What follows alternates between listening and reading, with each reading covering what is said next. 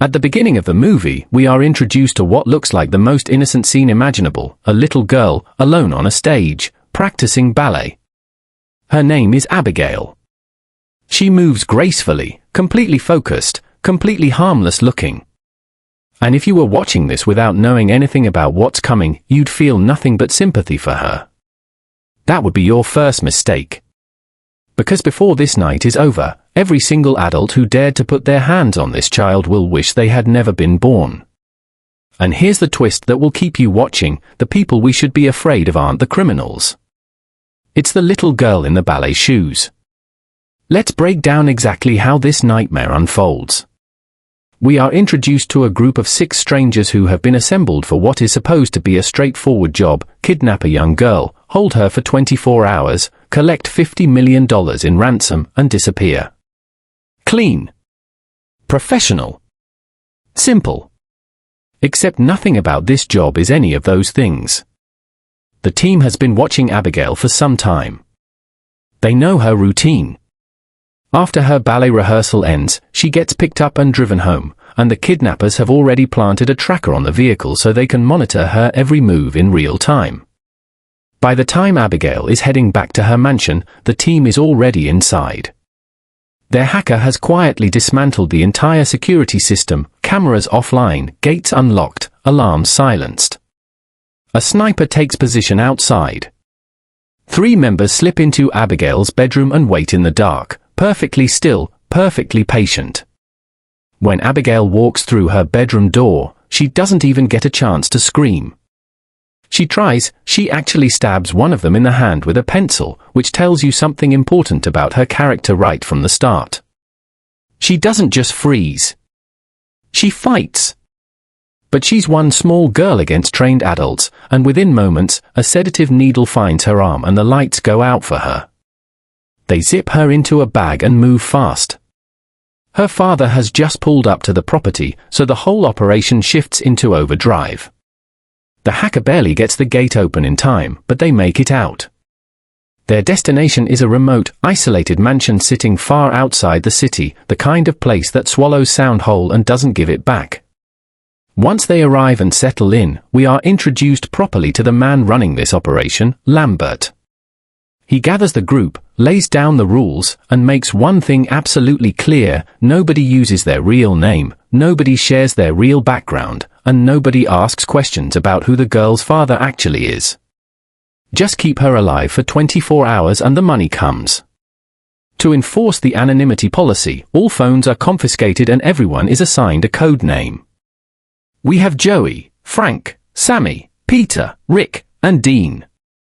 Now here's where it gets interesting. While the group winds down near the bar, Joey, calm, sharp, observant, decides to have a little fun. She tells the others she can figure out who each of them really is just by watching them for a few minutes. The others laugh it off and call her bluff. She doesn't miss a single one. Frank, she determines, is a former high-ranking police officer. Peter is a professional enforcer, the kind of man you hire when you need someone hurt and no questions asked. Sammy is a wealthy young woman chasing thrills she can't find in her comfortable life. Rick is ex-military, almost certainly a trained sniper. Dean is a driver with some serious psychological instability written all over him. When Frank tries to return the favor and guess Joey's background, he lands on addiction recovery, backed up by the fact that she never stops chewing candy. It's a fun, almost light-hearted scene. Remember that feeling, because the movie is about to rip it away from you permanently. Joey begins to worry because the sedative should be wearing off by now. She goes to check on Abigail and finds the little girl tied up, blindfolded, trembling, and crying softly. Now Joey, to her credit, is not a monster. She covers her own face so Abigail can't identify her, removes the blindfold, and loosens the restraint slightly because they're clearly cutting into the girl's wrists. What follows is a strangely tender conversation. Abigail, still afraid, admits that her father is too consumed by his own world to really care about her. She doesn't believe he'll even pay the ransom. Joey listens and shares something personal. She has a son roughly Abigail's age, and all she wants is to get through this night and go home to him. For a moment, it genuinely feels like a connection between two people caught in a terrible situation. But then, just as Joey turns to leave, Abigail says something strange. She apologizes. Not in the way a frightened child apologizes out of habit. She apologizes like someone who already knows exactly what's coming next and genuinely regrets that Joey has to be here for it. Joey doesn't fully understand why that moment unsettles her so deeply. But it does. She approaches Frank and asks him something she's been turning over since the briefing. Does he actually know who Abigail's father is? Frank admits he doesn't. Curious, he goes to ask Abigail directly. The moment Frank hears the name Christoph Lazar, the color drains from his face. He gathers everyone and delivers the kind of speech that makes a room go completely silent. Lazar isn't just a dangerous man. He is the apex predator of the criminal underworld, a man with global reach, unlimited resources, and a well-documented history of destroying anyone who crosses him down to the last person they've ever loved. Frank wants out. Right now. Before it's too late. But Dean pushes back. $50 million is $50 million. None of them are here because life is going well. And that argument wins. Then Dean dies. He's alone in the kitchen when a door swings open on its own. He checks it, finds nothing, turns around, and something that cannot be seen drags him across the floor. His scream reaches Sammy's ears. She ignores it at first, assuming it's just Dean being strange. Eventually curiosity pulls her toward the kitchen. She finds him sitting completely still. Then she gets closer and realizes why he isn't moving. His head is no longer attached to his body. The scream that leaves Sammy's throat brings everyone running. Suspicion flies immediately, but Frank shuts it down. Whatever did this to Dean, Sammy didn't do it. And that's a terrifying conclusion to reach, because if she didn't, then who did? Frank and Rick connect the dots for the group. Years ago, 3 of Lazar's men were locked in a heavily secured hotel room on the 20th floor with no way in or out. By morning, all 3 were dead. Heads removed. Organs missing. The massacre was attributed to a shadowy figure called Valdez, Lazar's most feared and ruthless operative, whose identity nobody has ever confirmed. The group rushes to check on Abigail. She's lying quietly in her room, completely still, completely calm. Rick has had enough. He makes a decision, they're leaving right now. He moves to the front door and pulls it open, only to find thick steel bars have sealed the entire exit. Peter tries to force his way through them and gets thrown backward like he hit a wall. The impact triggers the mansion's full lockdown protocol. Every window. Every door. Every possible exit sealed behind reinforced steel shutters. And when Rick goes to retrieve the weapons he stashed earlier, they're gone. Every single one. Vanished without a trace. Joey stands in the middle of the mansion and finally allows herself to think the thought she's been avoiding. They were never hired to kidnap Abigail. They were herded here. All of them. This was a trap from the very beginning, and they walked straight into it. Joey returns to Abigail and asks her carefully, "Did you see anyone else in this house? Anyone you recognized?" Abigail pauses, then says yes. She recognizes Frank. He used to work for her father. And the name he worked under was Valdez. Joey finds Rick immediately. They agree, Frank has to die before he kills them first. They split up to find him.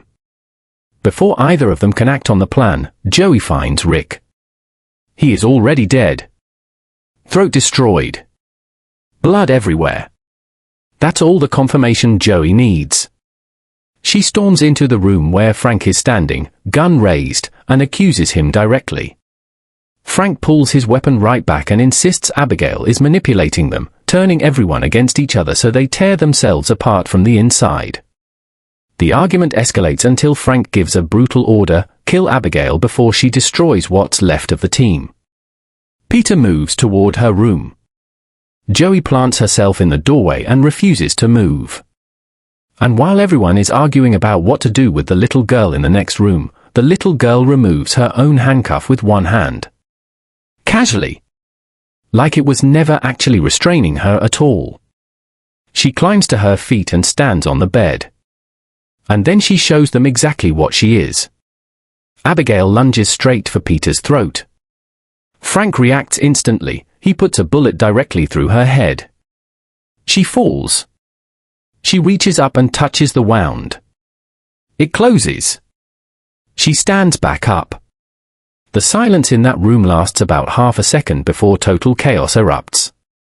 These are 6 people who have dealt with violence, danger, and crime their entire lives, and every single one of them is absolutely terrified. Frank forces everyone to think through what they know about vampires. Garlic. Steaks. Sunlight. They arm themselves with whatever they can find, sharpen pool cues, garlic from the kitchen, and they go looking for Abigail.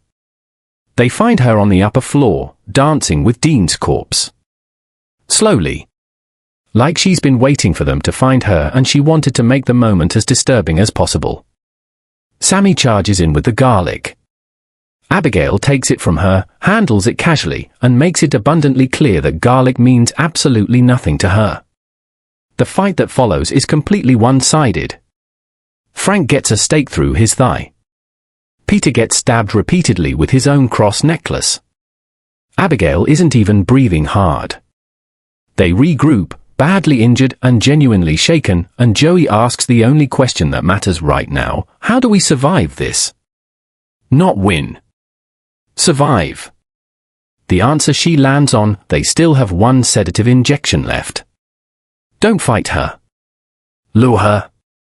Subdue her. Buy time. They split up to draw Abigail out. It doesn't go smoothly. Sammy is ambushed by a swarm of bats and falls into a hidden pool, filled not with water, but with human remains. Peter gets chased through the dark until he crashes through a door and falls an entire floor, knocking himself unconscious.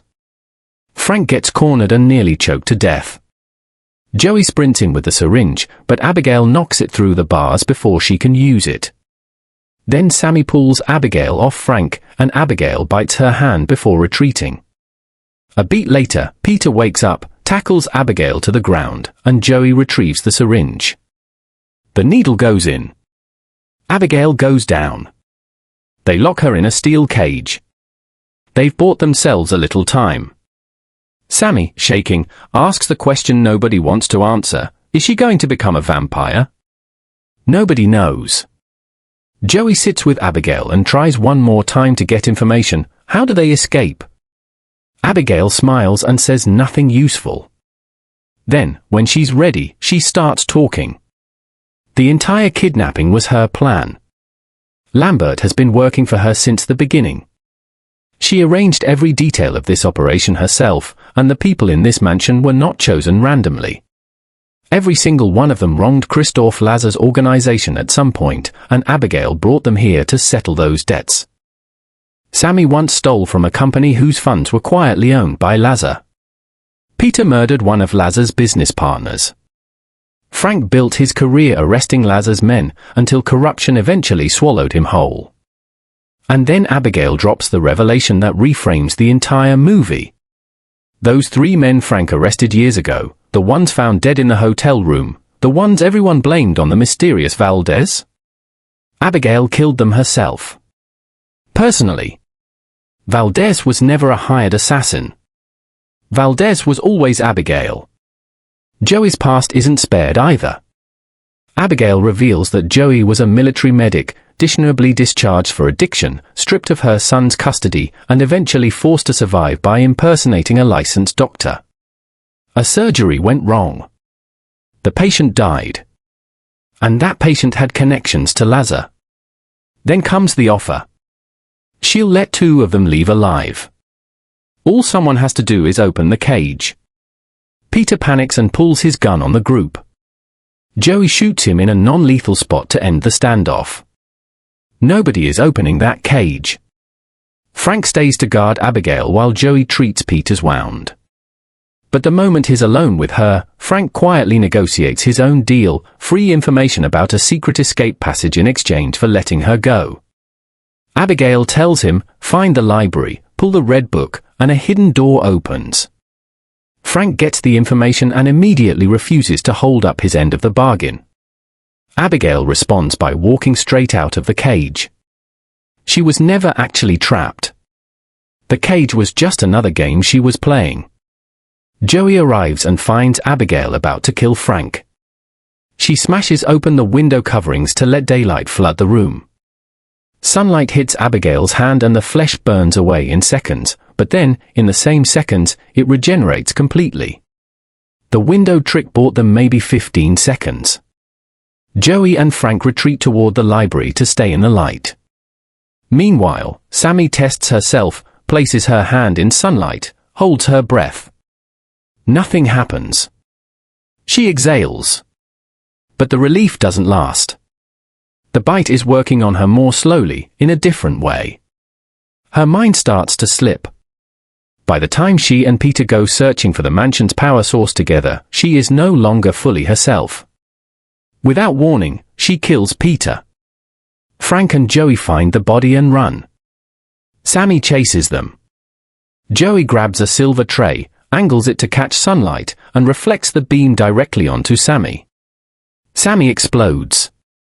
And in that exact moment, as if the mansion itself has been waiting for this outcome, a hidden door swings open in the wall beside them. The passageway leads to a control room.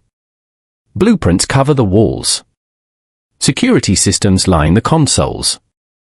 And Lambert is waiting for them. He drops the human act immediately. Abigail turned him into a vampire. He served her. And eventually, he got tired of it.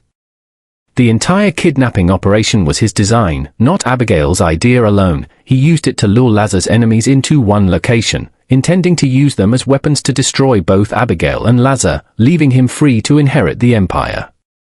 He turns to Frank with an offer. Join him. Become a vampire. Share real power. Frank refuses, and then, a moment later, doesn't. Lambert knocks Joey unconscious before Frank can warn her. He bites Frank, forces him to drink his blood, and the transformation burns through Frank's body in seconds. Then Lambert tells his new ally to prove his loyalty. Kill Joey. Frank drives a stake through Lambert's heart instead. Abigail arrives immediately after and attacks Frank. The fight is brutal, but Frank is now equal to her in strength, and he begins to win. He bites into her. Drains her. She collapses. Frank has gone from liability to the most dangerous thing in the building. Joey wakes up alone and runs. She searches desperately for an exit, but the mansion gives her nothing. Dead end. Dead end. Dead end. She records a voice message for her son, speaking quietly into her phone, because she genuinely believes she is about to die. Frank finds her. He is not the Frank from earlier in the night. Whatever kept him human has been stripped away. He throws her across rooms, breaks her against walls, and finally sends her falling from a fatal height. Abigail catches her. They look at each other, the kidnapper and the vampire child, and Abigail makes an admission she clearly hates making. She can't beat Frank alone anymore. She needs Joey's help. And she promises, survive this together, and Joey walks out of this mansion. They fight Frank side by side. They still lose. Frank impales Joey against a wall with a metal rod, turns back to Abigail and drains her nearly to the point of death, then pulls Joey free and bites her, beginning her transformation. He tells Joey to kill Abigail. Joey's mind hasn't been fully taken yet. She lets Frank believe she's obeying. The moment his attention relaxes, she turns on him. Abigail recovers. And together, the two of them drag Frank to the ground and drive a stake through his heart. It's over. Joey stands there, breathless, terrified of what Frank's bite might have started inside her. Abigail answers the question directly. When a vampire dies, the effects of their bite die with them. Joey will be fine. A promise is a promise. Abigail opens the way out. Joey is almost free, and then Christoph Lazar himself walks through the front of the mansion. He moves toward Joey with murder in his eyes. Abigail steps between them and tells her father, "This woman saved my life." "Back down." He does. Joey walks out. Gets in the car. Finds the candy she never got to finish. She sits there for a long moment, the candy in her hand, the sunrise ahead of her, the weight of the entire night pressing down on her shoulders. Then she drives. And that, right there, is how you survive a night with a vampire child, a corrupt ex-detective turned monster, and a criminal empire that makes governments nervous. Now let me ask you something. If you were Joey, locked in that mansion with no weapons and no way out, what would you have done differently? Drop your answer in the comments below because I genuinely want to know. And listen, if you watched this entire video without subscribing, then honestly, you're doing this to yourself. Every week we break down movies like this one, the suspense, the twists, the moments that made your jaw drop, and you're missing all of it. Hit subscribe right now. The bell notification too, while you're at it. Future you will be grateful. We'll see you in the next one.